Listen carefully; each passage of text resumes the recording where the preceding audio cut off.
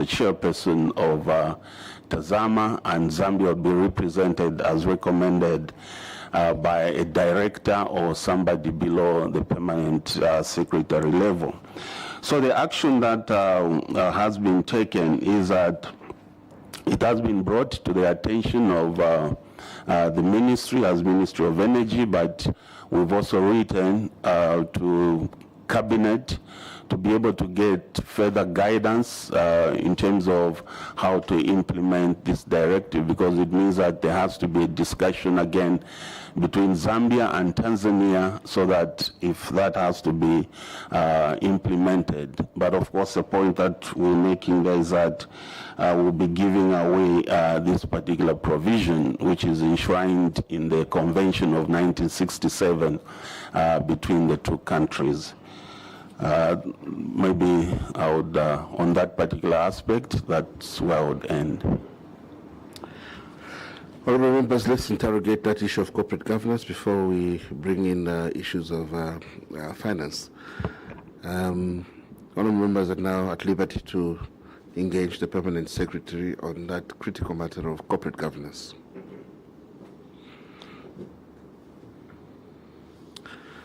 Yes, Honourable Vumango.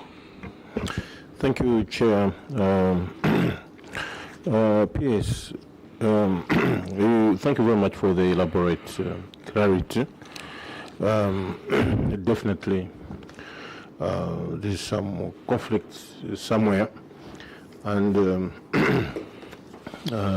you acted in such a manner for fear of losing the chairmanship to Tanzania. You have stated that you did write to Cabinet to seek further clarity. When did you write, and has there been any response to that effect? Did you also explain the way you have explained to us, to the auditors at the time of the audit? Thank you, Chair. Honourable Kampyongo. Thank you so much, Chair. We appreciate the explanation given by the Permanent Secretary on this matter. But this is 2026, Honourable Chair. This circular was effected in the year 2020. Now, if there was a requirement for variation of that circular and give exemptions, certainly it couldn't have waited up to the time of the audit in order for you to realize that you needed to write to Cabinet through your minister. You know the process of you generating a CAB memo that should have gone to Cabinet seeking for an exemption, so that you have got an authority on which you would then continue as permanent secretary sitting on the board of TAZAMA, bearing in mind the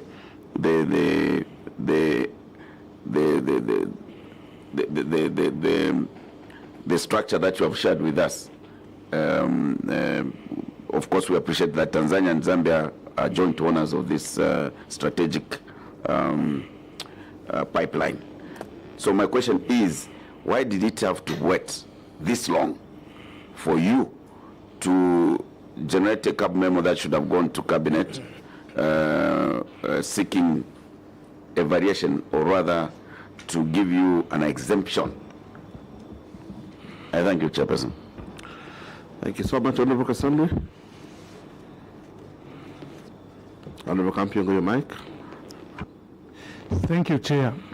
Just to ride on the two questions that my colleagues have asked. The Zambian side is a majority shareholders with 67%. And once domestic laws have been amended and the circular issued within the Republic of Zambia, being the majority shareholders, this should have been an opportunity for you to brought it to the attention of the other side. That the rules that are governing our operations indicate that no permanent secretary going forward should be a board chair. So the question is, what steps did you take to escalate what the Zambian government decided in terms of PSS being the not on the board?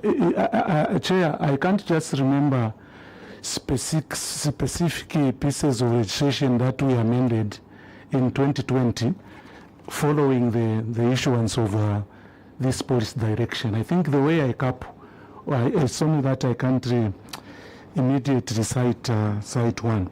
And I also want to find out why the copy of the convention that governs the corporate structure of TAZAMA is not attached to this report for reference. Thank you, Chair. PS, you could respond to that set of questions. Thank you, Chair, and thank you, honorable members. Chair, we'll talk very straight since you've given us that immunity. It does appear that there was a lapse, as the honorable members have said, of not responding immediately because the circular is not circular of 2020. So there should have been a reaction immediately to be able to rectify the situation at the time. We've taken the write-up to cabinet from the first question was just 2 weeks ago. That's when it was written. So as soon as I got into office and it was brought to my attention, I reacted to the audit issues and wrote to cabinet to get clarity on the issue. So there was a lapse. We wouldn't want to even go around the bush. It should have been reacted to immediately because this is an old circular of 2020. In terms of the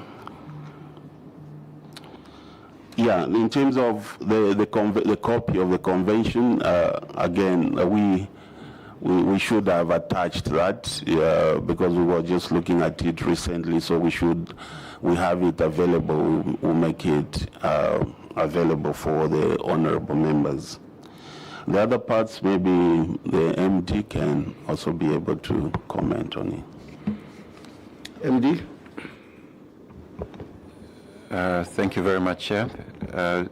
So on these issues of governance, we've taken keen interest because it's a lapse that may affect the institution. So we are working frantically to correct whatever lapses are there between the Zambian side and the Tanzanian side through discussion. So as soon as the guidance is received from Cabinet, if the direction is to grade down to the director level, then we'll have to engage the Tanzanian side to see if they would also be agreeable to change their representation to director level so that this matter is brought to par and we maintain the chairmanship from there. And during the audit process, there was an opportunity for you to avail to the Auditor General the shareholding agreement and the Convention of 1969 that would have assisted in allaying some of the fears that the Auditor General has picked. Is there any reason these two documents were not available to the Auditor General during the audit? The documents were made available, Chair. Thank you. Auditor General? Maybe for the Auditor General. Yeah. I think the controlling officer should be made to understand our question. This lapse is grave. Our question is, why did it have to take the audit query for you to notice this lapse? That's what we want to get. Yes, you have acknowledged it's a serious lapse, but honestly, from 2020, this is 2026.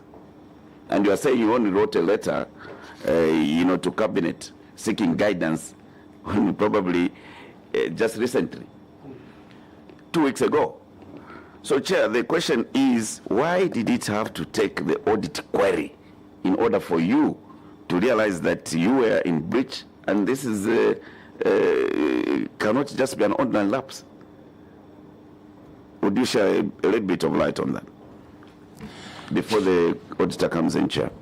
Chair, maybe I can ask the MD to be able to respond to that, because I don't have information going backwards on that aspect. So the MD will respond. Just like to guide PS that as the Bemba adage goes, pianango apiana namavala. So you inherit a position and all the issues, so all the information from the past, you should acquaint yourself with it. So now, MD, did we do our own self-assessments to address compliance to key corporate governance tenets before the audit picked it?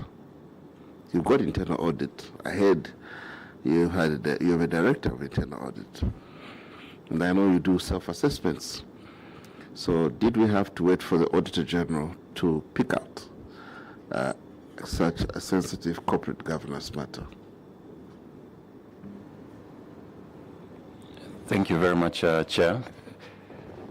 The assessment was there. Unfortunately, as alluded to by the PS, there was a lapse. And unfortunately, also being a new office order, this was before my time. We've moved. We can only commit that this matter will be dealt with the speed that it deserves, so that the matter is corrected. But going backwards, yes, when you look back, the institution was aware that there was this lapse, but no action was taken. Thank you.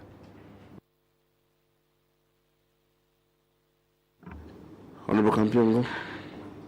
Chair, we've been interacting with this institution on other queries.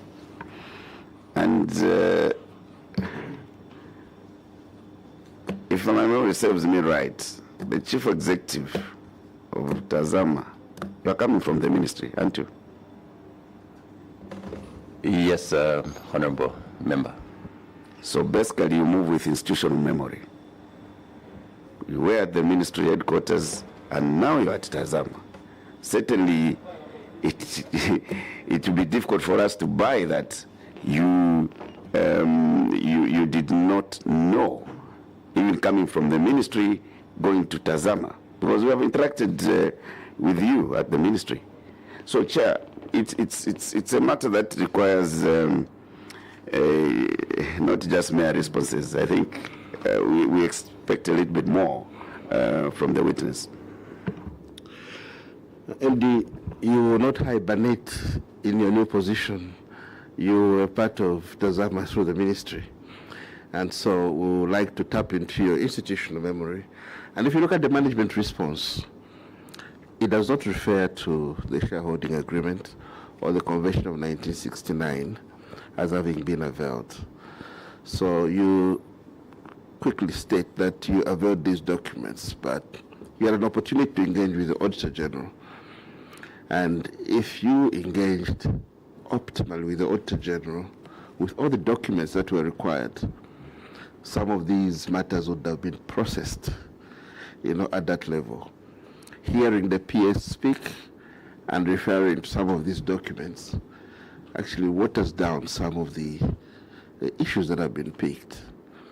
But we note that in your engagement and your responses to the Auditor General, there was lack of depth, and there were documents that were not availed. And this committee is concerned with good corporate governance. Compliance to governance tenets is an imperative you can't escape. And when you're engaging with the Auditor General, avail all the documents so that these queries can be processed during the engagement with the Auditor General. So we will ask you to engage further with the Auditor General with those two documents so that you could iron out that particular aspect of the corporate governance. We will make progress. Thank you, Chair. If you can allow me to Ask the MD on the lack of board charter to present on that. Yes. MD, proceed. Thank you very much, Chair. The B query of on the corporate governance has to do with a lack of board charter. This, as pointed out in the query there, is a policy document that defines the respective roles and responsibilities and authorities of the boards of directors. And under the cause there, Chair, I would say the audit observation was noted there. Indeed, TAZAMA, at the time of the audit, there was no board charter. And TAZAMA has started the process of developing a board charter in 2022, but unfortunately this process was never completed. This process has since been completed, Chair. In the action there, management has developed a draft copy of the board charter and the code of ethics for the board, which will be presented for approval at the next board meeting in the first week of March 2026. The second one there, the C part on the governance, there is the issue of failure to separate the audit and from the finance committee. This has been noted that it's a lapse on the part of the TAZAMA board, as it is a good practice, and there are many risks that were raised by the auditors there. And the cause there has been that for many years it has been a standing arrangement where the TAZAMA board has operated with the audit and finance committee as one, but this currently now is against the international best practice. The action taken there, so management also commenced the process of separating the audit and finance committee to be in line with the Public Finance Act, and this matter also has been processed to be through a board paper that will be presented at the next board meeting in March 2026, so that the two committees may be separated, and then the appointing authority of committee members will be requested to nominate new members to the two committees. And then the D on corporate governance also is a failure to provide a tenure of office on appointment letters. It was noticed according to the Articles of Association number 84 B of TAZAMA Pipeline Limited, where it states that a board member shall be appointed to a tenure of 3 years, which was subject to renewal. The number of members there were seen not to have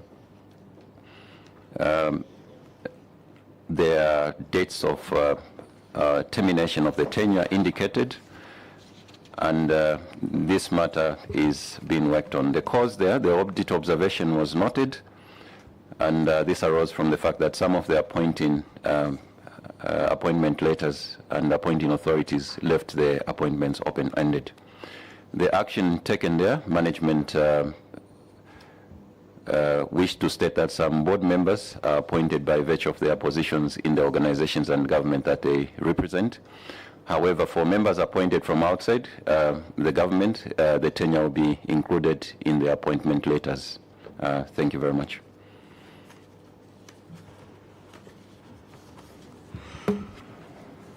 So, MD, as you're aware, a board charter is critical to ensure good governance and to define the relationships between the board, the executive, and other stakeholders to ensure strategic oversight. How have you been managing without a board charter? Yes, Chair, it's difficult. That's why the moment we assumed office in the recent months, we moved quickly to have these matters of governance quickly closed. What was your position in the Ministry of Energy? In the Ministry of Energy, I was Director Petroleum and was not sitting on the board. That's a current arrangement. Right. Director Planning.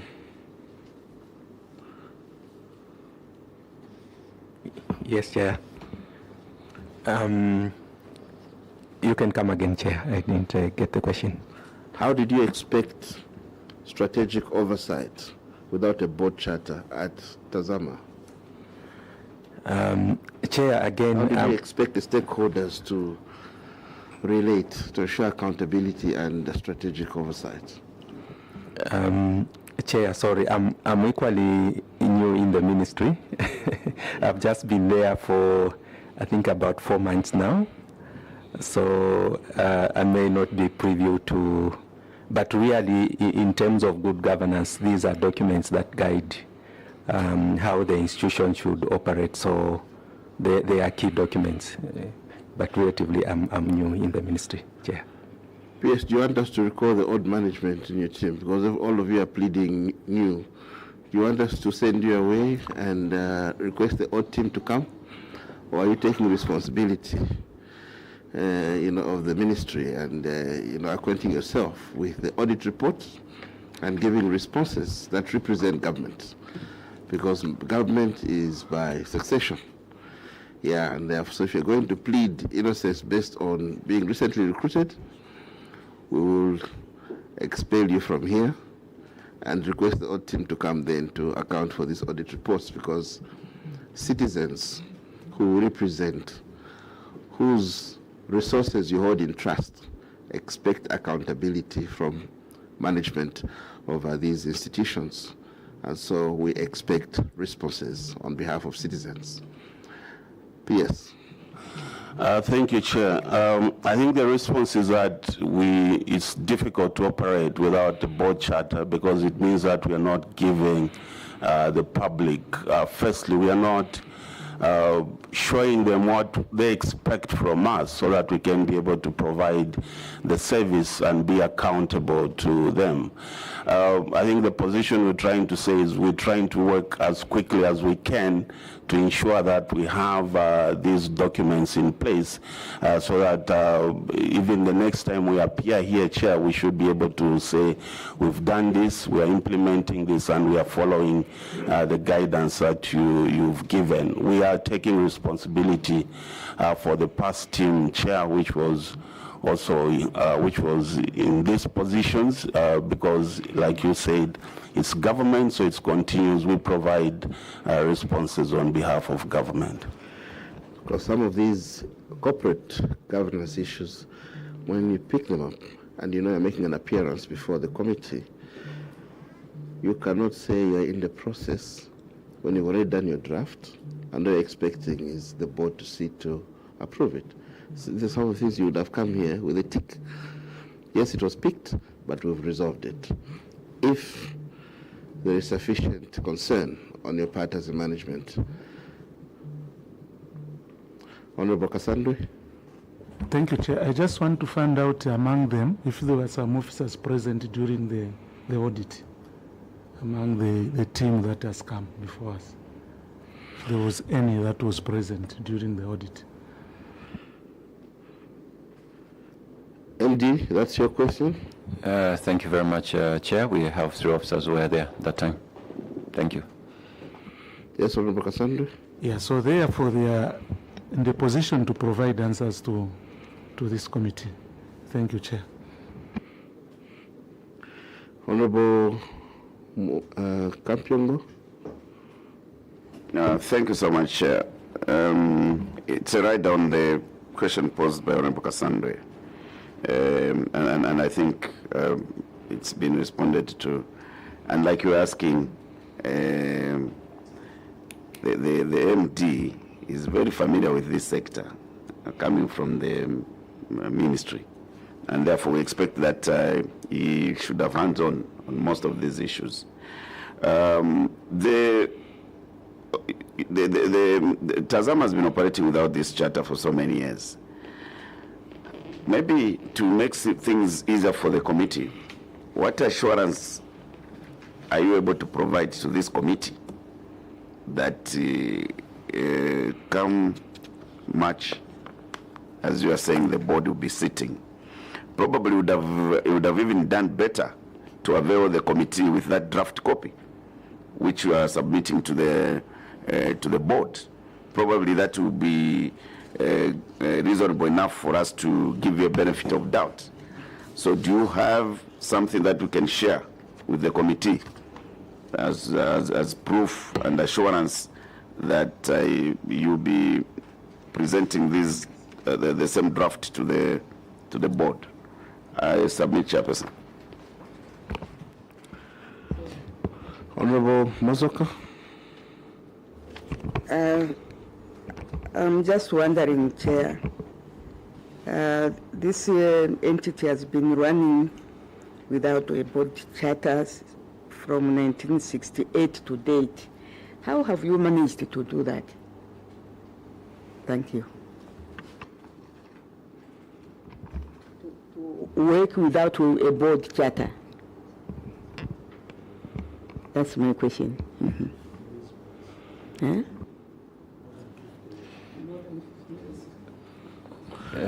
Yes, MD. Thank you very much, Chair. On Honorable Kampyongo's need for assurance, that I assure you, Honorable Member, come first week of March, we have already done the program for the board and all the papers are ready. We are more than 100% confident that this matter will be dealt with.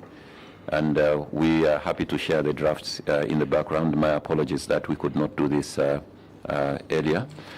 And this matter, we want to move with speed to have it settled because we are crippled. And as Honorable Mazoka has pointed out, it's very difficult to run without a charter. And as soon as we notice that this is a major lapse and we cannot continue as is, so we quickly need to put this document in place so that all the stakeholders and role players are guided on how to conduct themselves and what is expected of them. Thank you very much. So, yes, as we wind up on the issues of corporate governance, we urge you as a committee to ensure that you have a board charter. This will ensure the strategy is reviewed regularly, or at least annually, depending on emerging issues, and will ensure good oversight. It also ensures risk management is effective, but it also ensures that ethics and integrity are maintained and critical stakeholder interests are managed. Overall, we expect accountability as a people, and people representing the citizens, the shareholders, whose resources you hold in trust. We expect good governance to ensure improved accountability, profitability, and value creation, in their assets. So we will urge you to ensure good corporate governance at TAZAMA and address to all these issues that are legacy or current. We will proceed to the next portion of the audit report. Chair, let me ask the Director of Finance to present that part.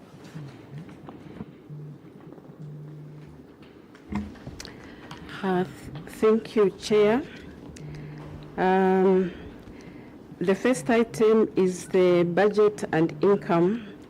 The audit observation is that under the period under review, the company generated revenue in amounts totaling 2.4 billion against the... Director of Finance, may I just urge you to position your mic well and improve your voice projection. Okay. Just lower your mic. Yeah. Yes, thank you, Chair. The audit observation is that our revenue generation was below budget by 19.1 million. And in our response, Chair, we are saying that, yes, we were below budget by 19.1 million. Reason being that the company was out of operation in 2022. As you can see in the table number 2, that in 2022 we had the budgeted revenue of 334 million. However, we didn't actualize anything as the company was in shutdown. So the reason for underperformance of 19.1 million was as a result of the company being in non-operation. Chair, I submit for this item. Thank you.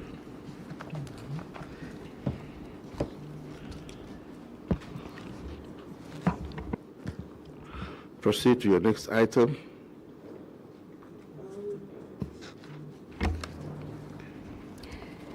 The next item is item B, financial analysis. Here the auditors on item C observed that there was increased profitability in the statement of comprehensive income. Chair, on this one, I believe it was just for the committee's attention that TAZAMA's profitability increased from a loss of 241 million in 2022. TAZAMA resumed operation in 2023 and straight away went into reporting a profit of 562 million in 2023 and 645 million in 2024. So this is for the committee's attention, and what we are saying is that the company performed well due to a motivated and dedicated workforce supported by favorable market operation conditions, and management kept a tab on the costs of the company. And management is pledging that it will continue to regularly monitor the performance indicators and also monitor the cost management measures. On the next item is the statement of financial position. And the observation by the auditors is that there was an increase in trade debtors receivable days.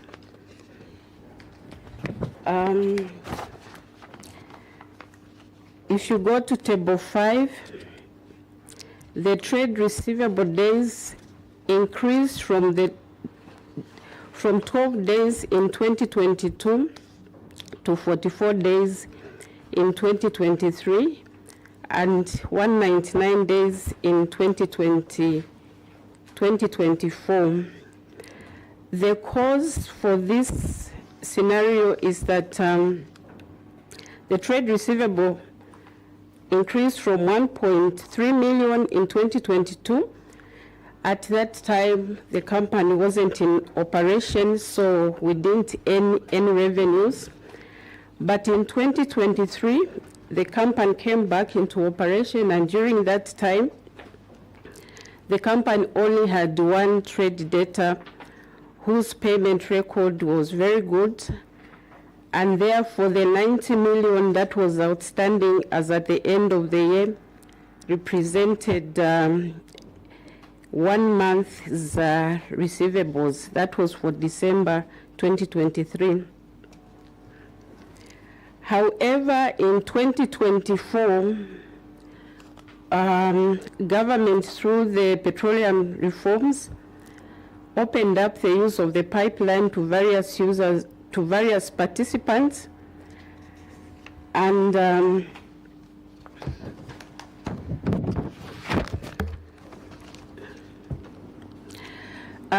this saw a number of OMCs that came on board to use the pipeline. And what we noticed was some of the OMCs actually defaulted in paying their dues after using the pipeline. This was exacerbated by the introduction of the pipeline differential cost in April 2024.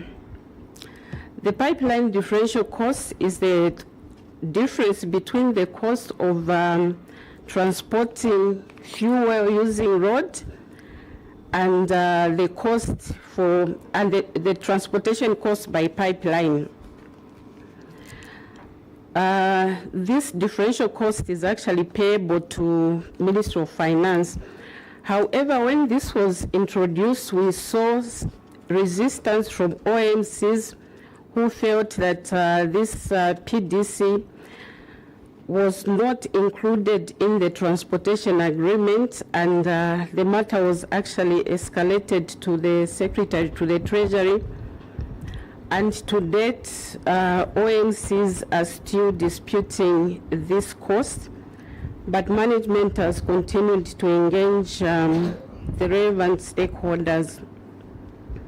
And the actions taken is that management has put in place measures under clause 8.33 of the revised open access guidelines to ensure that only customers without outstanding payments to GRZ will be allowed to participate in the future use of the pipeline. And where there's defaults, management has continued to issue demand letters in order to recover the amounts. Management has proceeded further to establish a dedicated officer in the company to look at the debt recovery.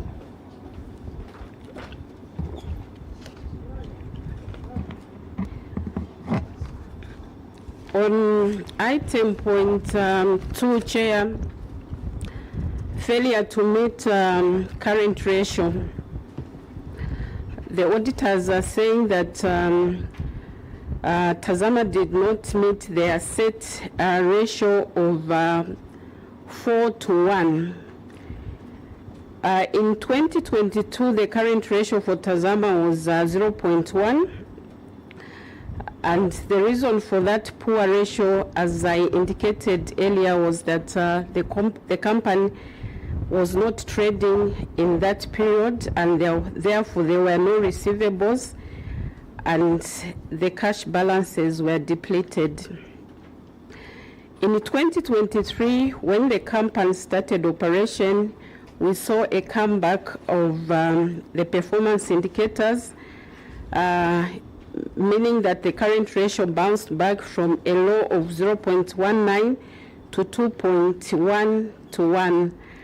And in 2024, we are at 2.17 to 1.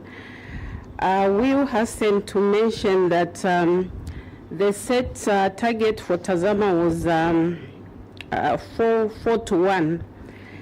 The reason why TAZAMA hasn't been able to meet the 4 to 1, especially in 2024, was because of the introduction of the PDC. As I earlier explained, that the customers defaulted on settling this amount.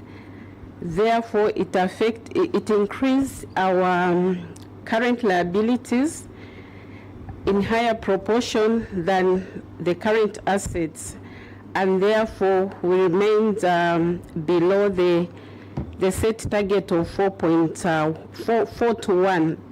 However, Chair, I wish to mention that in the absence of these government debts and obligations, the company's current ratio is way below the earlier set standard of 4 to 1.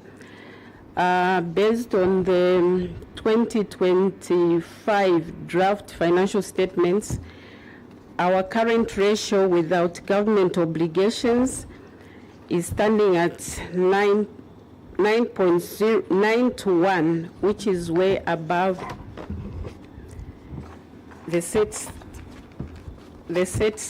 target. Item 3, Chair, there's a concern on the increase of debt to equity ratio.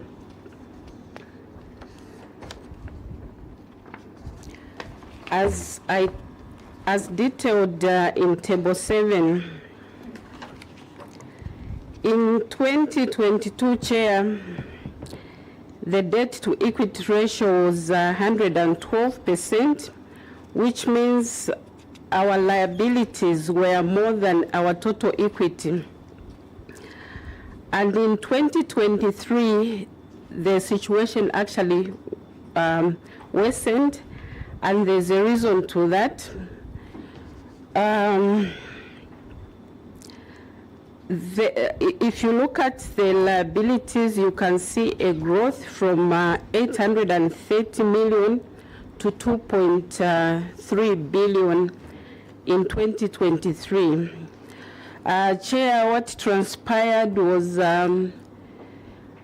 during the reforms of the petroleum sector, TAZAMA had to change the mode of transport, had to change from transporting crude oil to transporting finished products.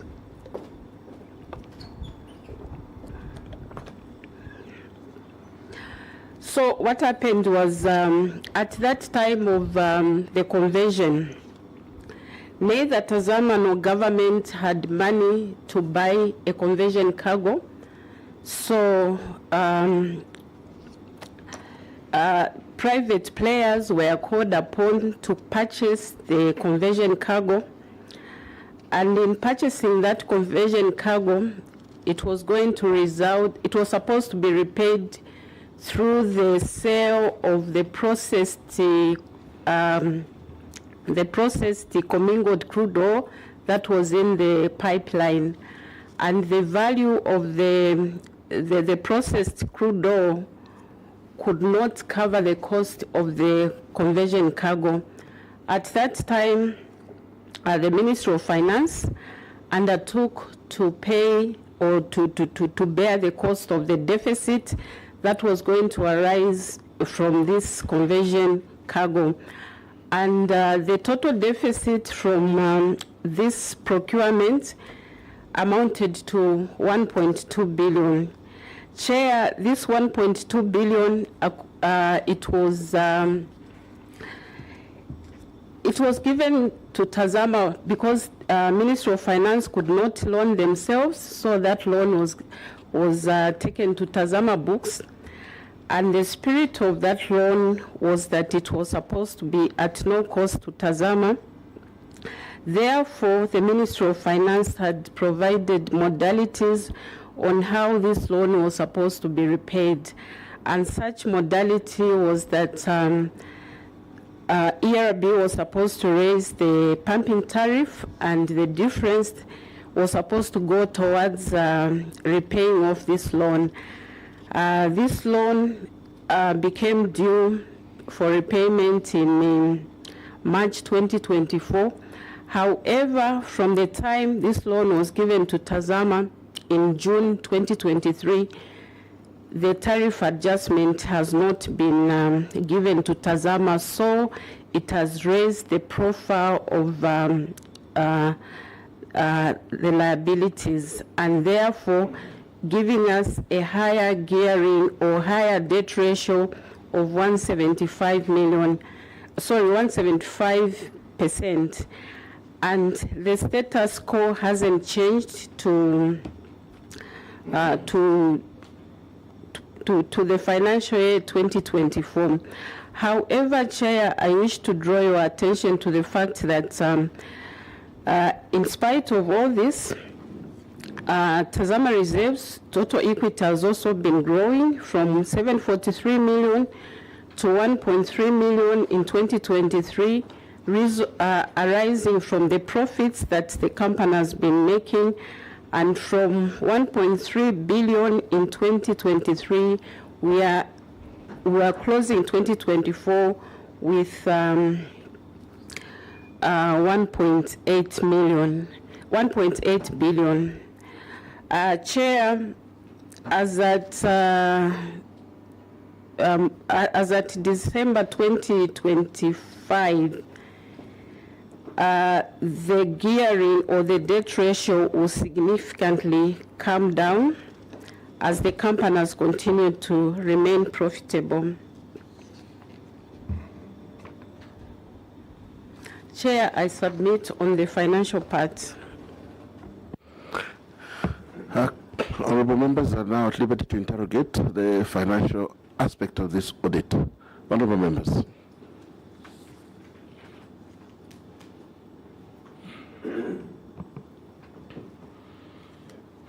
Honourable Mango. Yes. I just want to get clarity in as far as the 1.2 billion, whereas you have stated that at the time when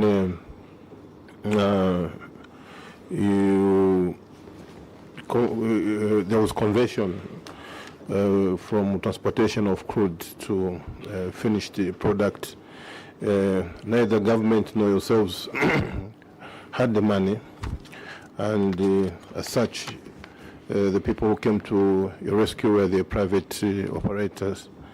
Through the conversion cargo, which was to be paid through the sale of the commingled crude oil. Can you confirm that the value of the commingled crude oil was the 1.2 billion which you have referred to?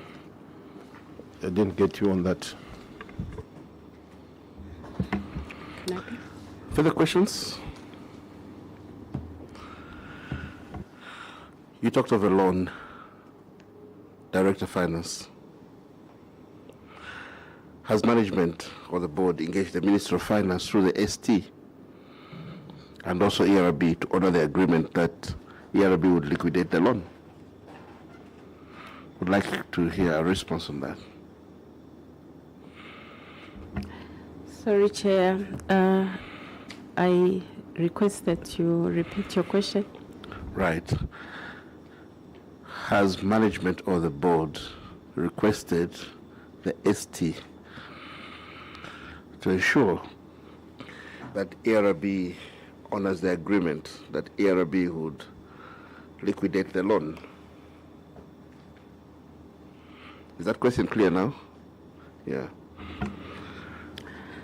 Thank you, Chair. I'll start with the first question. To clarify whether the 1.2 billion was the value of the commingled crude oil that was processed. Chair, the 1.2 billion was actually the deficit. The actual loan that was loaned to TAZAMA was 2.7 billion kwacha. From that loan, we were supposed to pay the supplier of the cargo. However, that loan was in two phases, or in two components. The 1.8 billion was supposed to be repaid through the sale proceeds of the petroleum products or the crude oil, the processed crude oil, and the difference was supposed to be paid over a period of 10 years, which was about 863. However, in the same loan agreement, there was a provision that if we don't realize enough from the sale of the crude oil, of the processed crude oil products, that difference will still add to the 863 balance. So the total sales from the crude oil products was about 1.5. So that difference, the projected sales difference, was actually added to the 863 that was supposed to be repaid through the adjusted tariff. So in short, the 1.2 billion is the difference or the deficit on the cargo, because the cargo was supposed to be financed or financed through the sale proceeds of the crude oil. So what we realized from the crude oil wasn't enough, and there was that shortfall of 1.2 billion. Chair, the next question on whether management and the board have engaged ERB and ST on these amounts, on the 1.2 billion. I would say yes. Actually, we've been in constant touch and engagement with ERB. However, ERB haven't been willing to adjust the tariff on account that an adjustment in the tariff will actually result in the increase in the pump price. So that's where the issue has been. But we are engaging the Secretary to the Treasury on the matter, and there seems to be good prospects, and I think once we sit together, the ST, ERB and ourselves will find a way out of this matter. Just yesterday, we did have a meeting with ST, and this matter was one of the issues that was brought to the table. Maybe MD would like to add something. MD, do you have the appetite to add some more information? Thank you very much. Yes, it's just to indicate that there is almost a solution to this. One was that the Treasury was willing to do an addendum to the loan agreement. The other one is that the ST yesterday provided us with a way out on how we can quickly repay this loan. So we are almost done. Thank you. We are interested in knowing the way out. Yes, so Is it classified information? we would want to share it at a point when it's put in written. Right. Thank you. You were speculating about how to liquidate the loan, you mean? It's nothing formal. It is formal, but not yet documented because the meeting is just in the last 24 hours. Thank you. Honorable Kampiongo. Chair, thank you so much. Chair, maybe just to remind the MT that is under Cap 12. And when we are posing these questions for us to address these queries thoroughly. The initial loan agreement was not premised on the tariff adjustment. Is that correct? And if it wasn't premised on the tariff, because that was, remember, this was a loan passed on to you. And at the initial stage, we were not even part of the terms of the loans if it was passed to you.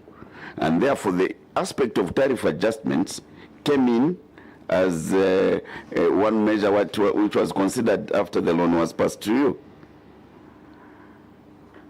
What contingency measures did you put other than basing on because the tariff adjustment seems to be a challenge for you, according to the explanation coming from the financial director.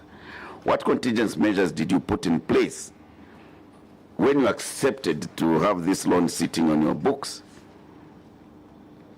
And that's why it's important that the question the chairperson asked of what the discussions were, because we have to compile a report. We are not going to compile a report based on speculation in order to address these queries. We want facts that will go into the report, as we are, because we won't leave queries hanging. And that's why the chairperson is asking you. But mine is to know the contingency measures that you had put in place when you accepted this loan to sit on your books, and knowing very well that this tariff adjustment was not part of the initial agreement when the loan was being contracted. I thank you, Chairperson. MD? Thank you very much, Chair, and thank you for that question. The contingency measure was that the loan, in the loan agreement, was clear that it was to be at no cost to TAZAMA. So TAZAMA was just the host, and the Treasury was going to provide a way out on how to settle that loan. And alluding to the way out that is proposed is that part of the transport differential cost that was alluded to, which is the difference between what the price of transportation, which is in the ERB price build-up, and the actual transport cost, which is for the pipeline. Part of that will be used to settle this loan now going forward. That was the guidance given. Thank you. Follow-up questions, Honorable Kampiongo. Thank you so much. I will draw the PS and his team to the queries raised on page 119 and 120 of the Auditor General's report. This is the increase in trade receivable days. Here we have non-recovery of overdue debts leading to debt write-offs, increased borrowing to cover cash shortfalls, raising financing costs, erosion of investor and creditor confidence in the company's cash flow. And now you, in your submission, have shared with us that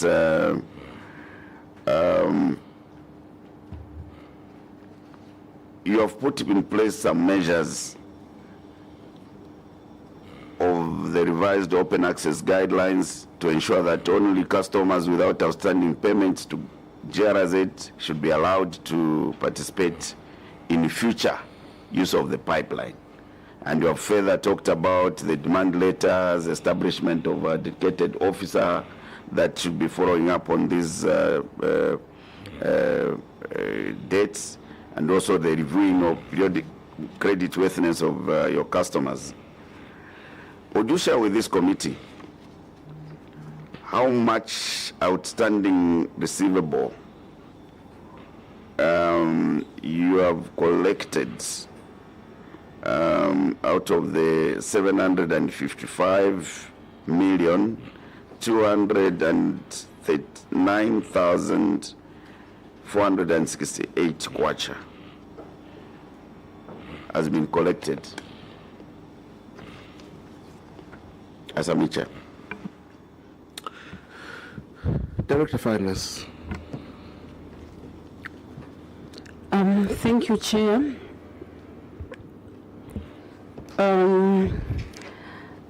Out of the 755 million that is outstanding,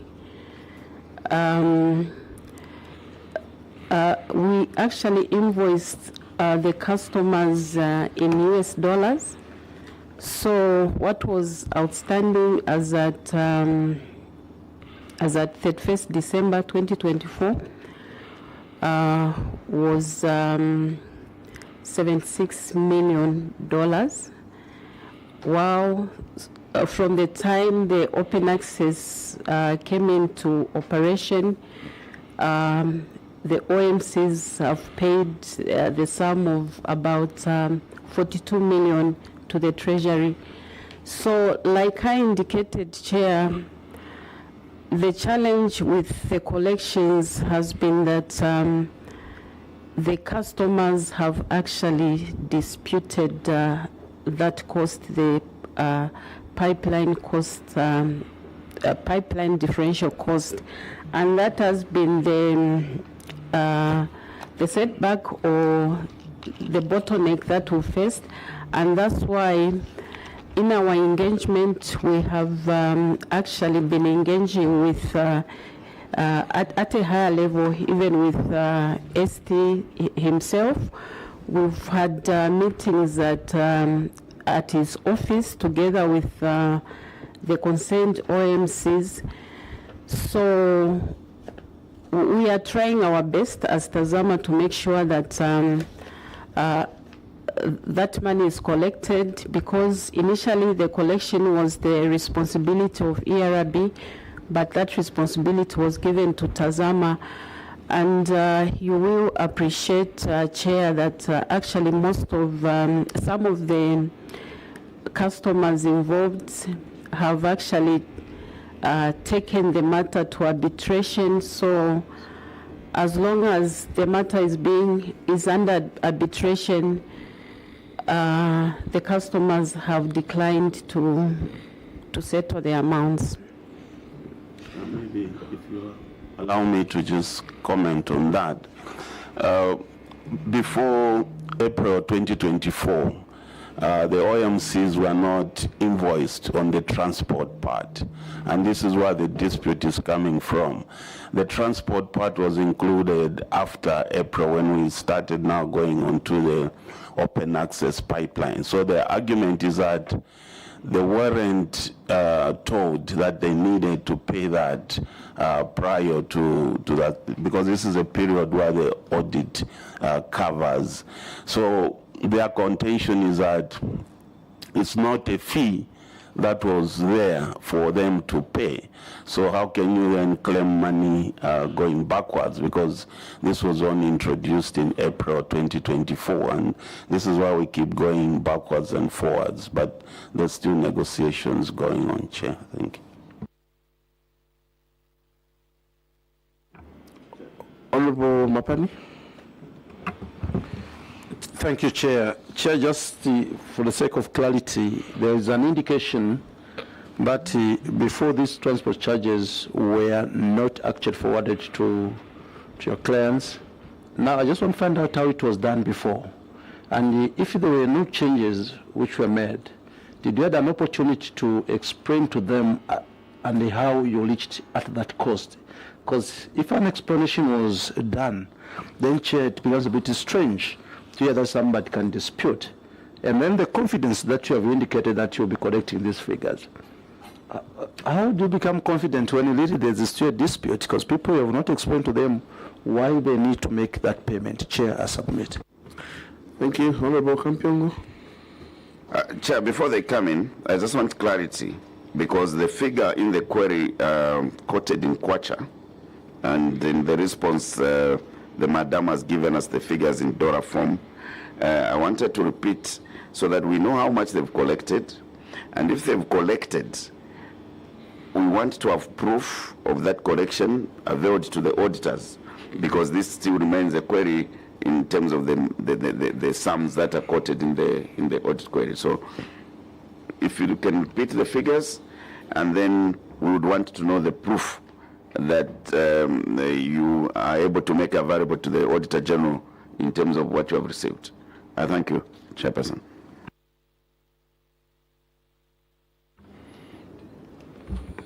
Thank you very much, Chair. May I start by indicating that the operation of the pipeline under the open access from the time it started around March 2023 was kind of experimental. Why? Because the SI that was guiding, that was put in later. There were no guidelines that were developed. So there were a lot of things that were running behind the actual operation of the pipeline. So you'll find that the challenge that came in was that initially, when the initial users of the pipeline were using this, it was not a competitive process as it is established now.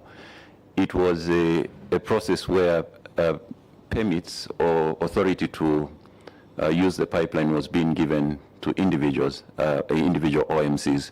So if these letters were not well crafted, they left that loop where someone can come in and claim that I was not aware. But the way the petroleum sector operates is that there is a price build-up to the retail pump price that the Energy Regulation Board uses.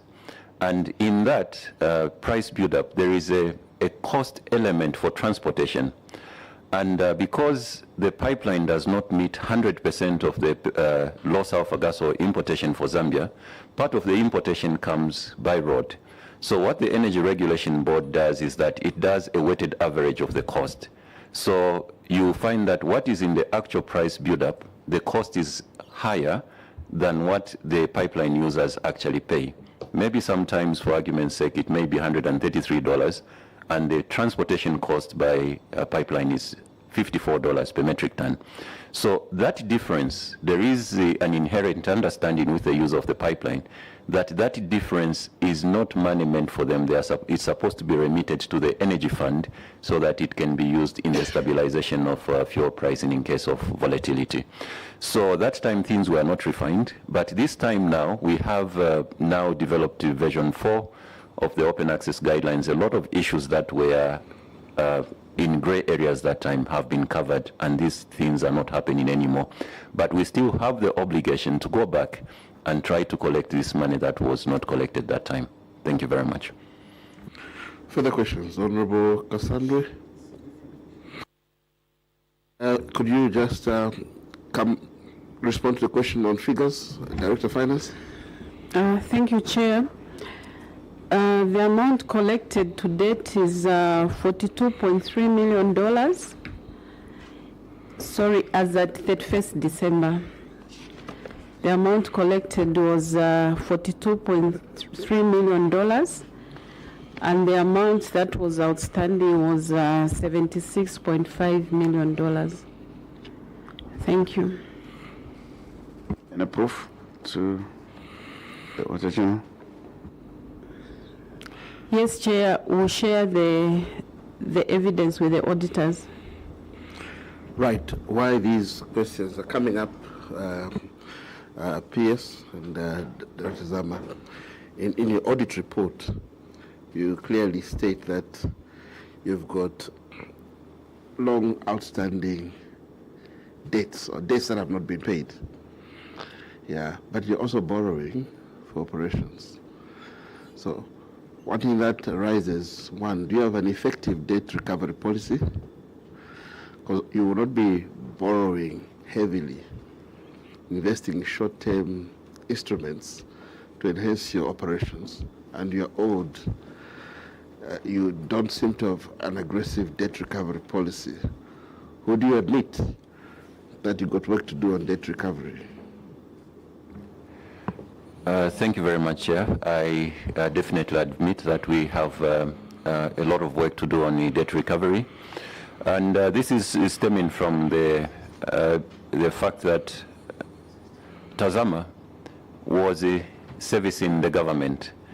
So at that particular point, the structure that was there was adequate to deal with issues of debt with the government because it was one-point contact.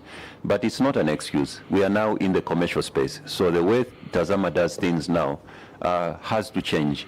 And one of them is that we have to be very aggressive on debt collection, considering that we've got multiple users. And also the safety latch that has been put in the open access guidelines that if you owe TAZAMA, you cannot use the pipeline, is really helping to make sure that whoever comes to use the pipeline has settled their debts. Thank you. I can tell you're choosing your words very carefully because the one who owes you biggest is seated right next to you, correct? He has the authority to even fire me, sir. But currently the government does not owe TAZAMA. The ones that we are talking about are people who are using the pipeline as we auction the capacity. So currently the government is clear on TAZAMA. Thank you. Director of Finance, do you agree with that? Because your ratios, you blamed heavily on government owing. Director of Finance.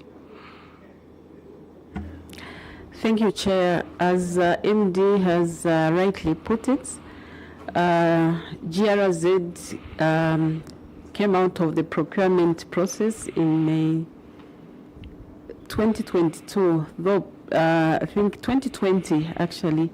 So when the pipeline started operations or restarted operations in 2023, we're dealing with private firms and not the government.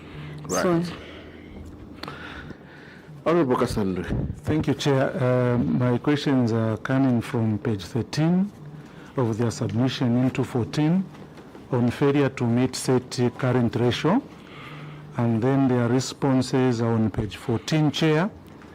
They are saying that the growth in current liability is arising from the transportation differential fees paid to GRZ and the general defaults by fuel suppliers in settling these fees on time have led to the lower than target cash or current ratio, and they have indicated what they are going to do in the meantime and in the near future by continuing to invest in excess revenue, implementing a very stringent control measures, and also strengthening accounts receivables collection.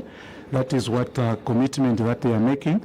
So, Chair, I just want to find out what management, is management able to tell the committee what the current ratio is as of December 2025? Is management able to provide to the committee time frame in which the current ratio will be in line with the industry standards. Thank you, Chair. Director of Finance. Thank you, Chair. The current ratio as at December 2025 is still low. It's at 1.5. This is with government obligations, and these are the transport differential cost that is yet to be remitted to government. We haven't collected, and it's yet to be remitted to government. But what we are saying, Chair, is that if we didn't have these liabilities, these receivables, the GRZ receivables in our books, which have a corresponding payables, our current ratio is very healthy, and it's at 9 to 1. It's actually above our target. So what we are saying is, had it not been for these receivables in favor of GRZ, which have a corresponding payables, our current ratio would be above the target that we've set for ourselves. As long as there are these issues or litigations or concerning the PDC, we expect the current ratio not to grow until the issues of the PDC are resolved. Director of Finance, Yes. could you just elaborate on your receivables to GRZ? Yes. Could you elaborate what receivables you have to GRZ?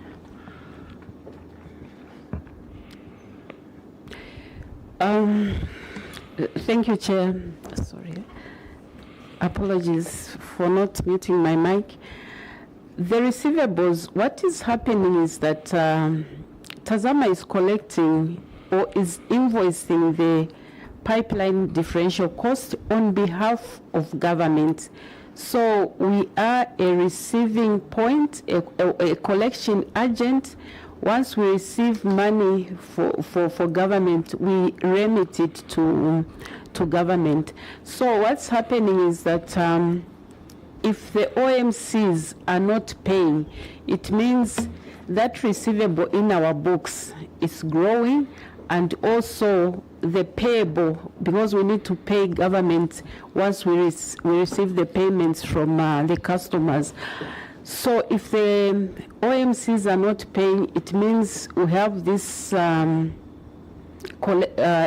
receivable in terms of PDC, pipeline differential cost. That receivable, Chair, has a corresponding payable to GRZ. And because our payables are going up, it's reducing our current ratio. So what we are explaining is that if these receivables were not in TAZAMA's books, if these payables were not in TAZAMA's books, our performance or our current ratio will be far above what the target that we've set for ourselves, and which is 9 to 1. Our target was 4 to 1. I submit, Chair. Let's have Honorable Munduvile. Yes, thank you, Chair. Obviously, I came in a little late. I may not have the background, but just some clarification. Director of Finance, you make reference to your receivables and corresponding payables. And then you say, in the absence of these, if these are removed from your books, your ratios look pretty good. I just want to find out, my take is that if I look at your explanation, these two pretty much cancel.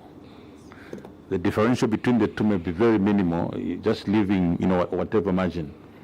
So why would they make such a difference if they're not there, and yet the two cancel each other either side of your books? So you've got the receivables, you are booked for these receivables. There's a corresponding figure of payables on the other side. So pretty much these more or less cancel. But yet you say, in the absence of this, your ratios will be very good. I just want to get some clarification on that. Director of Finance. May I have the document? Thank you. Can you take me to the page?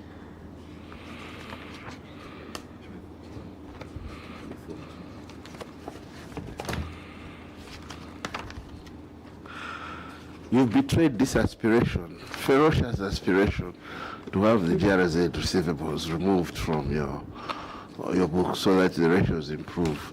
And so the concern that is coming is if you are managing optimally, the two should be cancelled, should cancel each other. Or the difference should be minimal.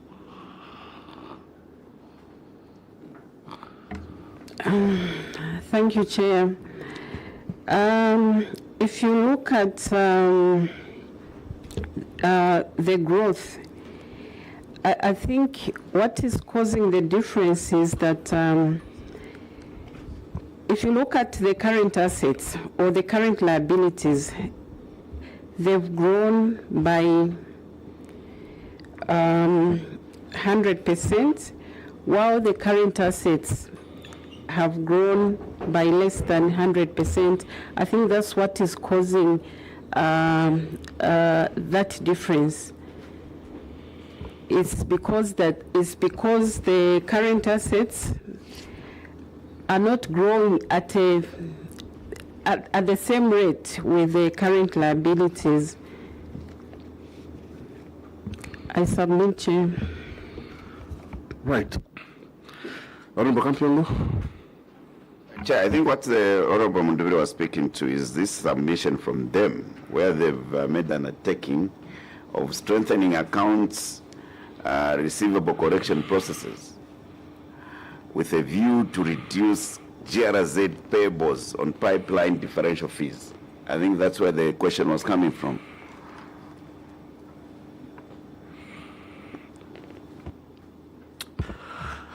Right. Do you want to hazard any more information on that?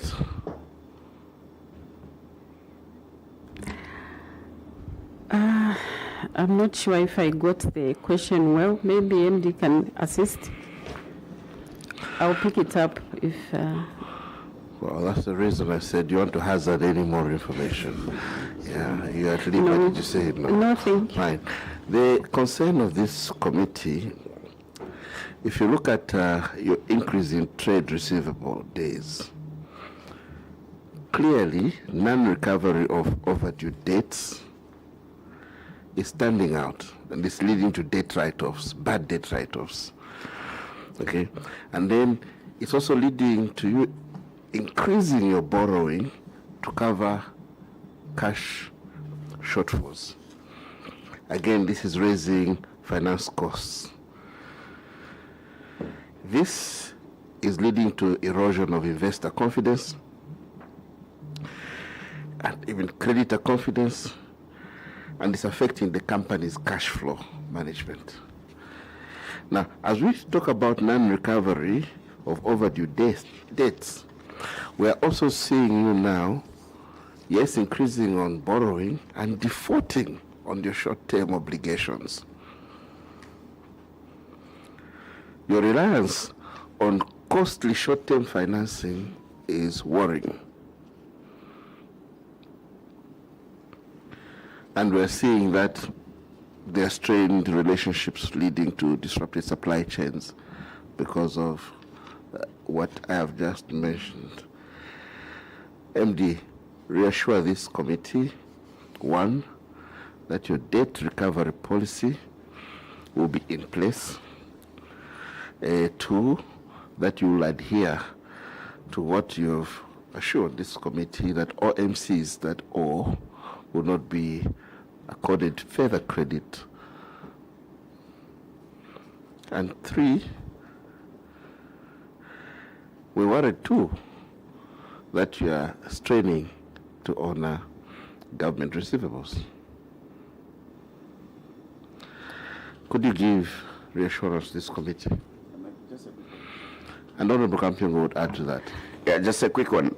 Also make us understand how it is playing out. You have the storage facilities both in Dar es Salaam and here inland, and then you have got the pipeline. So how are the fees structured for these private OMCs that are using both your storage facilities, the pipeline, and the storage facilities inland? Maybe if you can make us understand that. And at what point are the OMCs defaulting? Because you know, moving of fuel is very interesting. You can even get your fees up front before someone pumps the fuel. So where is the problem? I would like you to make us understand as a committee. And thank you, Chairperson. Respond to those 2 questions. MD? Thank you very much, Chair. I would love to assure this committee that currently TAZAMA is not borrowing. That's a current position. Secondly, Chair, I would like to assure the committee that we will deal with the issue of debt recovery policies expeditiously and ensure that all the structures are in place to make sure that we improve on our receivables. Thirdly, currently, as is the case in the open access capacity sharing program for the pipeline, all people who owe are not allowed to participate. Their bids are disqualified. So indeed, there will be no further credit extended to defaulting OMCs. And fourthly, is that we are going to improve on our trade receivables in terms of collection, so that we make sure that our books are in order. Coming to the question by Honorable Kampiongo, how is this playing out? So when we receive a product into our tanks at Dar es Salaam, the supplier of that product is charged at the end of the month for all the product that is in the tank for storage at Dar es Salaam. When we are pumping the product through the pipeline, there is another fee that is collected. We call it a pumping fee to move that product from Dar es Salaam into Ndola. Again, when they are using our facilities at Ndola, the supplier is charged for keeping their product there at the end of the month. So these are the fees we collect. There is the storage at Dar es Salaam, there is the pumping fee, and there is also the storage fee at Ndola. At Ndola also, we do charge for loading this fuel onto the trucks, and also for those that are bringing in product by road, we do charge them for offloading, and when they want to pick the same product, we charge them for loading back. Thank you very much. Before I move you away from the financial aspects of this audit, would you just like to summarize to this committee how that loan will be disposed of? Because your initial response was Tikambisilana na Waesti. Now, Tikambisilana cannot be admitted as part of the report. You attempted to give a bit of flesh in your next attempt. We want to put something on record, how you intend to have that debt resolved? Thank you. The intention is that a component of the transport differential fee be used and applied to the settlement of this loan instead of having a tariff increase. Thank you. That's very reassuring. We'll move on to the issues of compliance with laws and regulation procedure.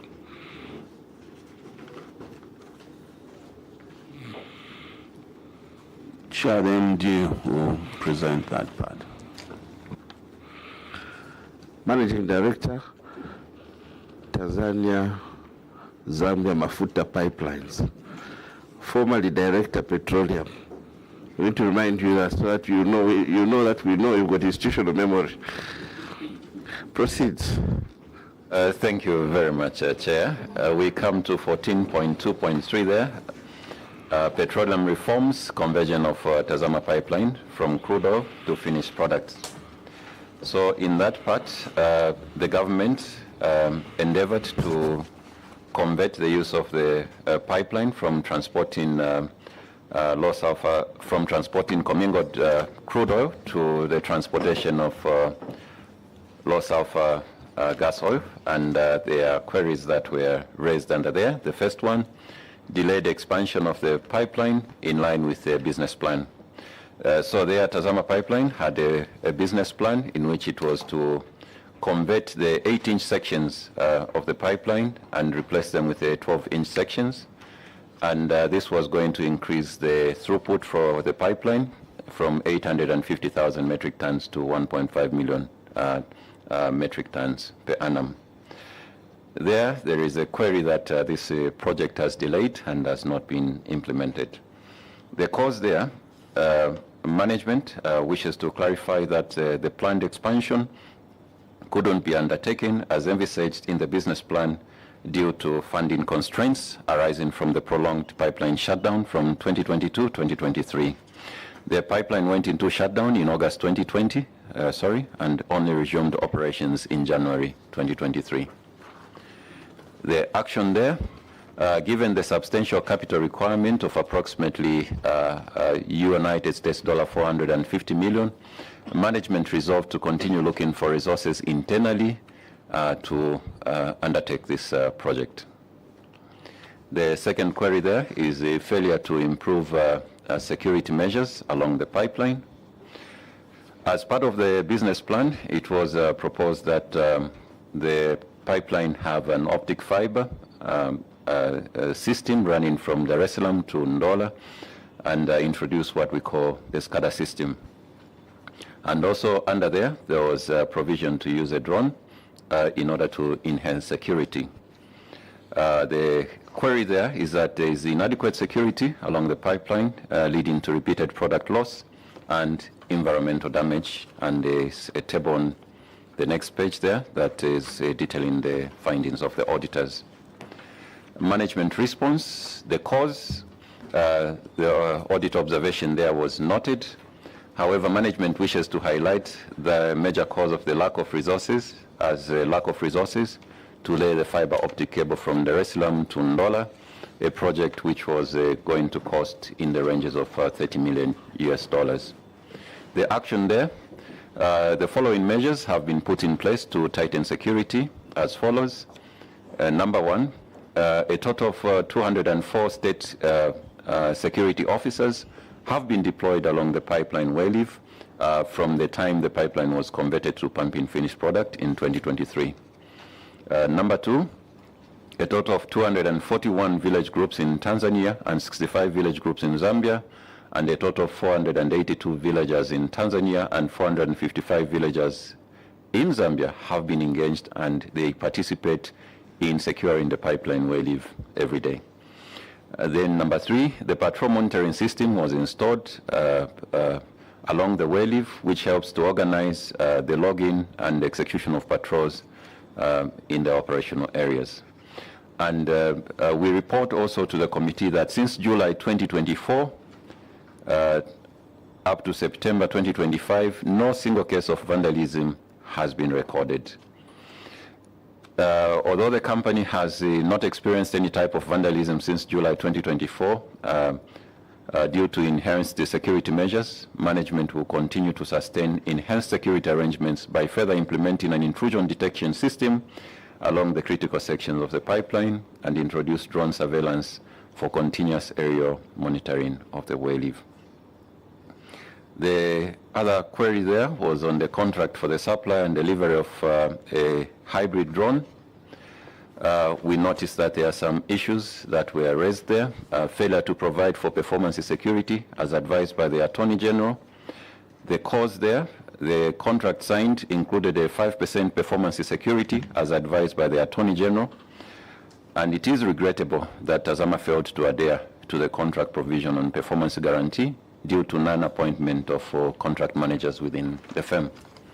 The action taken there, management has built capacity on contract management in the company in order to ensure that the provisions of the contracts are adhered to and that the recurrence of issues and incidences of this nature are not there. Then there is a wasteful expenditure on procurement of the same drone, which is detailed there. On the cause there and the response, all avenues were attempted to have the drone operationalized, but it was hindered by circumstances that were beyond the control of management, such as the force majeure events like COVID-19 that disrupted the travels of teams to China, which was under lockdown, and vice versa for pre-shipment inspections, and this led to a 40 drone being accepted by TAZAMA. In this regard, the members of the board also undertook a trip to locate the supplier with the assistance of the Chinese embassy in Zambia for the resolution of this matter. However, this also did not yield positive results. The action taken there, policy changes have been implemented for any procurement of technology from outside of the country. Number one, procurement of technology-based equipment will be done with only through joint venture companies in Zambia and Tanzania, so that we can localize the support and the resolution of any challenges of this nature. There is a B follow-up question to there. Weaknesses in the management of debt stock and the government loan conversion of the pipeline. This was discussed under finance. Then failure to make loan repayment as per contract agreement. This is also related to the loan agreement that was being discussed with the Director of Finance for the conversion of the pipeline. The cause there and management response. This loan emanated from the reforms in the petroleum industry that the government of the Republic of Zambia undertook.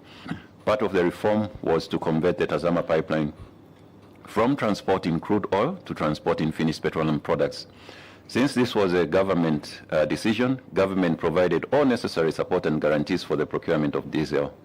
The government of Zambia lent TAZAMA Pipelines Limited an interest-free loan in the sum of 2.7 billion through a loan agreement between the government of the Republic of Zambia and TAZAMA Pipelines Limited dated 2nd June 2023. The purpose of the loan was to settle the amount owed to the suppliers of the pipeline conversion cargo, considering that the pipeline is an investment that has positive multiplier effect into the economy. The loan was premised on the understanding that it will be at no cost to TAZAMA Pipelines Limited, as indicated in the Secretary to the Treasury's letter dated 2nd June 2023 to his counterpart in Tanzania, which stated that this loan will be repaid through an adjustment of the pumping tariff. However, the pumping tariff has not been adjusted to date, and TAZAMA remains committed to repaying the loan as per repayment terms. Once the pumping tariff is adjusted for this cost, there may be an adjustment to this. The action taken, management will continue to engage with the Energy Regulation Board on the possible adjustment of the pumping tariff, and management has continued to engage the Ministry of Finance and National Planning on the same matter. Then the second point there, management of the dead stock, failure to achieve budgeted volumes. The queries as is stipulated there. The cause, management has noted the observation. The variance between the projected and actual volumes of finished white products processed from the crude oil dead stock was primarily due to variations in product yield arising from the quality and composition of the dead stock crude oil, and operational constraints experienced at the refinery during the processing period. The action taken, the initial projections were based on theoretical recovery assumptions, which upon actual processing were not fully achieved due to the deterioration of the dead stock over time and limitations in the refining efficiency. Reconciliations of the stocks were done and reports were availed for audit verification. The third point there, query, failure to meet Energy Regulation Board key technical performance indicators. The performance indicators were given there, and the performance of TAZAMA was also noted. The management response there, the cause, audit observation was noted there.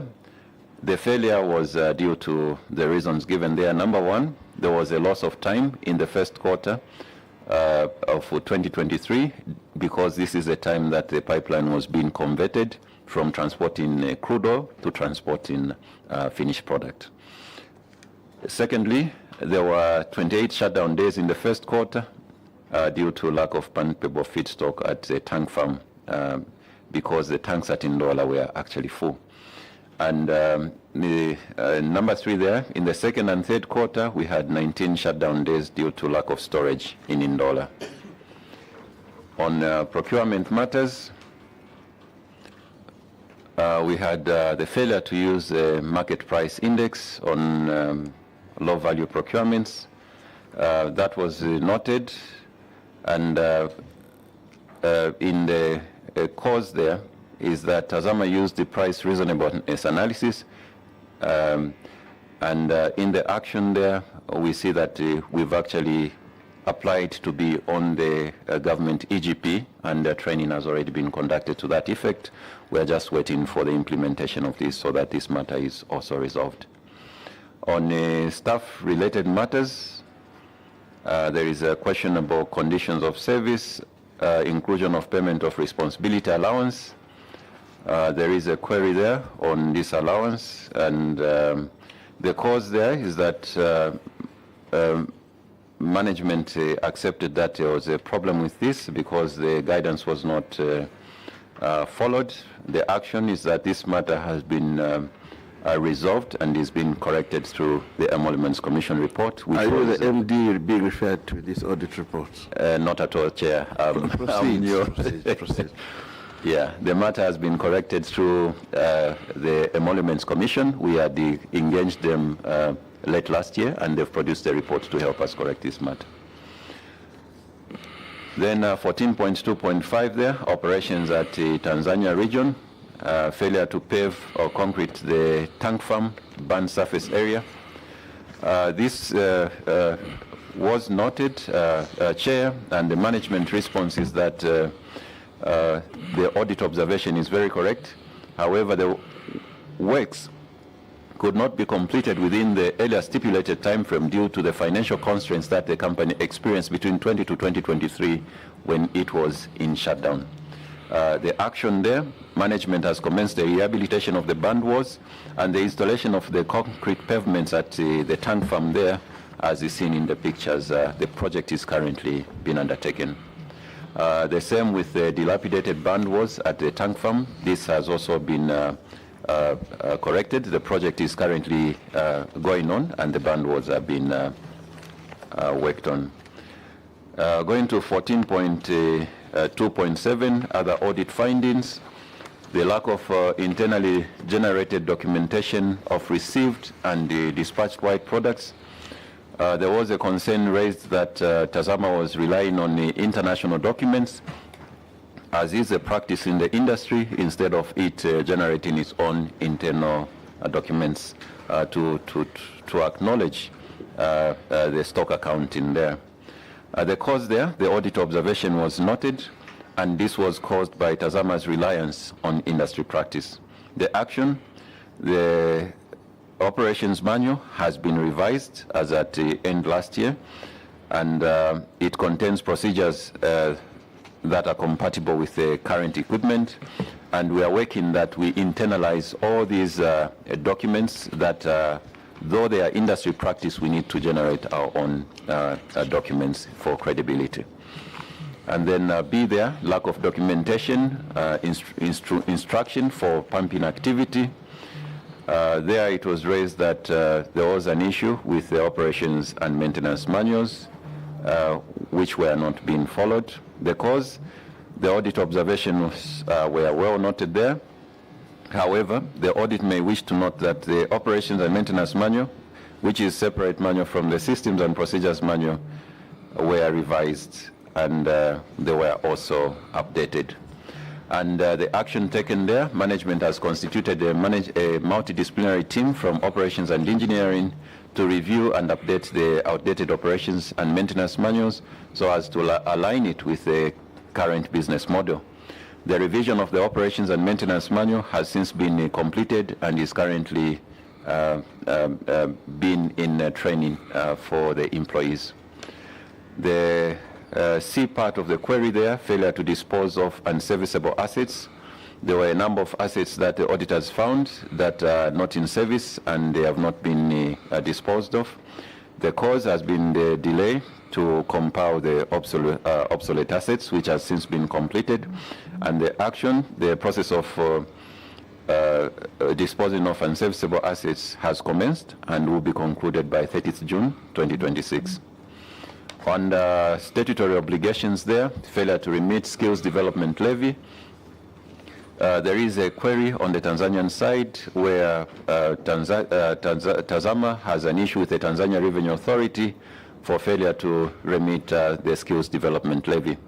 The history to this is that TAZAMA on the Zambian side has been exempt from paying this levy, and it has been envisaged that even on the other side, the government of Tanzania should do the same. The cause there, the failure to remit the skills development levy by the company was due to the fact that this matter was still being discussed at various levels of authority. The SDO hinges on the Pipeline Convention provisions that grants the company exemptions from certain taxes, duties, or imposts of any kind. Further, obtaining VAT refunds from Tanzania Revenue Authority has been a challenge, with the authority citing legal technicalities, which also borders on departures from the TAZAMA Oil Pipeline Convention, which regulates the operations of the company. Tanzania Revenue Authority had committed to paying off this debt on condition that some technical matters that they raised are addressed, such as recognizing the turnover in Tanzania as opposed to the current situation where turnover is recognized in Zambia.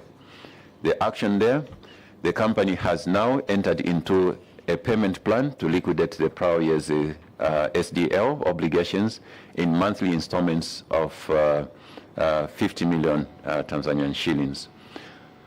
The SDL matter is still under discussion at the intergovernmental committee level, and the management has been pursuing the VAT refunds from Tanzania Revenue Authority, as evidenced by the various documented follow-up letters which are available for verification.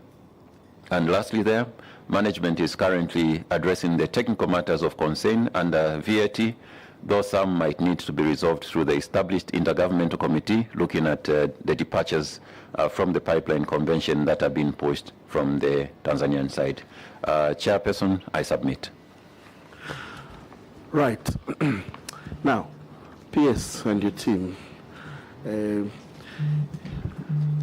taking a break from long sitting avoids rounding of shoulders and shrouding of the spine. It improves circulation to the brain, improves focus.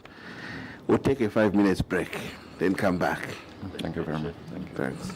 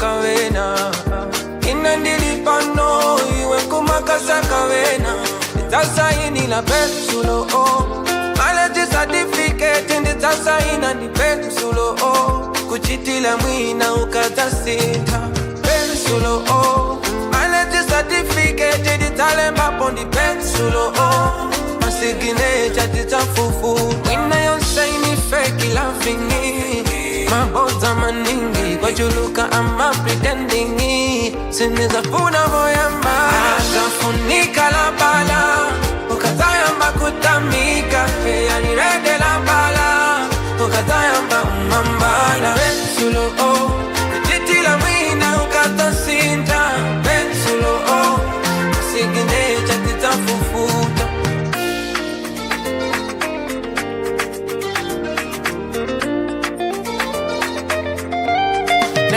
Ukatayamba zibelu-belu Ufuna kundipata bize Ukatayamba zidelu-delu Patayenda la bala Ukatayamba kumatamika Kumafuna ndikutamande Iwe kumatitama Patayenda la Sikutisi ni makukonda Kumaziko lino litapenga kale Andwa machenja Nitasunga la bala Pensulo Marriage certificate Ndizalemba pondi pensulo Kuchitila mwina Akafunika la bala Ukatayamba kutamika Yani rede la bala Ukatayamba umambala Pensulo Kuchitila mwina ukatasinta Pensulo Signature titafufuta Akafunika la bala Ukatayamba kutamika Yani rede la bala Ukatayamba umambala Pensulo Kuchitila mwina ukatasinta Pensulo Signature titafufuta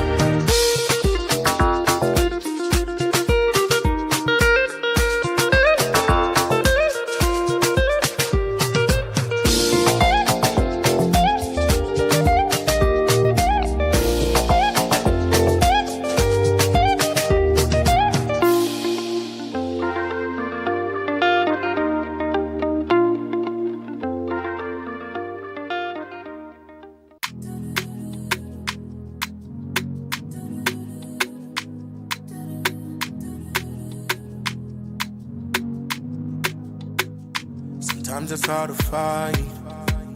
Some days I'm not alright. Then I get down, zikavuta. I choose flight, I don't fight. Cause see I struggle like you. Man, I stumble like you. I hurt like you do. Man, I'm human too. I'm not perfect, I know I don't always get it right. I know my heart, it get weary sometimes. So, none of my was a comforter. I keep trying, but none of them need them.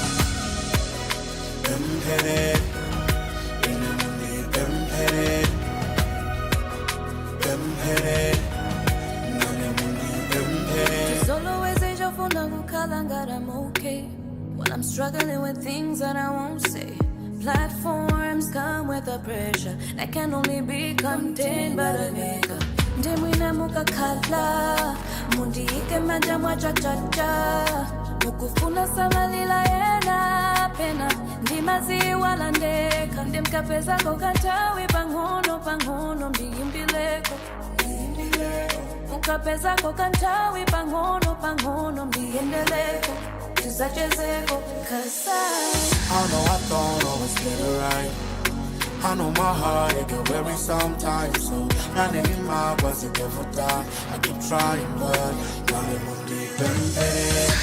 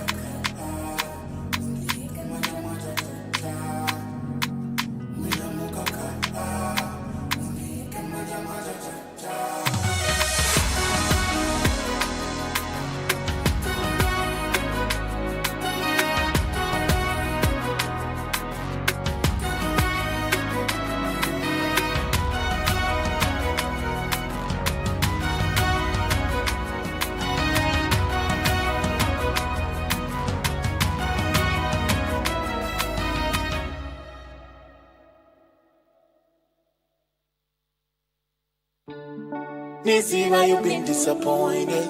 Nimwambiri bakupishamu. Getting double mtima wobe. Dine exi wobe. Sinzaka kufaka kuwaya. Olo kukukwila monono. There's something I need you to know. Dine exi wobe. Niziva you've been disappointed. Nimwambiri bakupishamu. Getting double mtima wobe. Dine exi wobe. Sinzaka kufaka kuwaya. Olo kukukwila monono. There's something I need you to know. Dine exi wobe. Shaka kusheno no. Shaka kusheno no. Shaka kusheno no. I won't let you down. Shaka kusheno no. Shaka kusheno no. Shaka kusheno no. I won't let you down. Loving you no wahala. No winning a kuletela kuno gonse for mahala. Baby boy to my dollar. Spice up my life, be my cinnamon, cardamom and masala. You never love me for the dollar, even though I give it all to you like the Indians in Kamwala. Kula isusha fio bidala. They nefulo nyemba no shaka kuchinji pokala. And let me tell you number one, walifuka. Mone milo mono musana na